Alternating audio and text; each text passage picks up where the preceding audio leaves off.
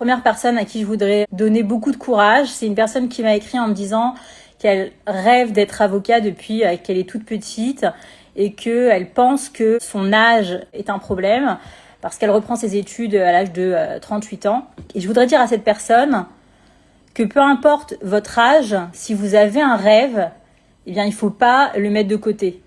On ne met pas son rêve de côté à cause de son âge parce que d'abord, 38 ans, c'est pas la fin de la vie. C'est le début d'une carrière, c'est le début d'une vie, c'est le début de la réalisation des rêves. Et parfois, on a besoin de passer par certaines choses dans la vie pour comprendre quelle est notre vraie mission de vie. Et c'est pas forcément à 18 ans qu'on sait exactement ce qu'on a envie de faire. Parfois, ce sont les obstacles que nous rencontrons qui font que on se dit ou on comprend pourquoi est-ce qu'on a envie de faire tel ou tel métier, d'embrasser telle ou telle vocation. Donc si à 30 ans, vous avez décidé que c'était le métier que vous vouliez exercer, il n'y a rien qui peut vous empêcher. Je me souviens qu'à 17 ans, lorsque j'étais à la fac, il y avait une personne qui avait 45 ans avec nous.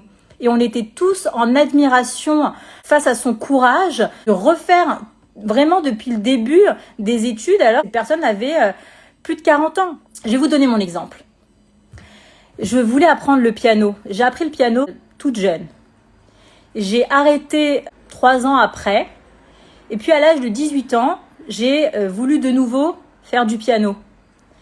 Je suis repartie au conservatoire et je me suis retrouvée avec des enfants de 5 ans, entre 5 et 12 ans. Et si c'était pas parce que j'avais passionnément envie de jouer du piano, je pense que j'aurais abandonné tout de suite. Et en fait, je me suis dit, mais je m'en fiche en fait d'être beaucoup plus âgée qu'eux. Je suis venue pour apprendre le piano. C'est pas parce que je suis plus âgée qu'eux que je vais m'arrêter. Et en fait, ça doit être exactement pareil pour tout dans la vie.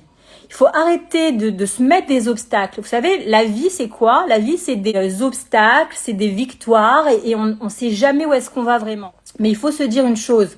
Les obstacles qu'on a dans notre vie, c'est justement pour nous dire, eh oh, t'es pas sur la bonne route. Il faut que tu changes de route pour aller vers ta mission de vie. Donc, ne vous arrêtez pas. Allez droit au but. Et c'est vraiment le message que j'ai envie de faire passer.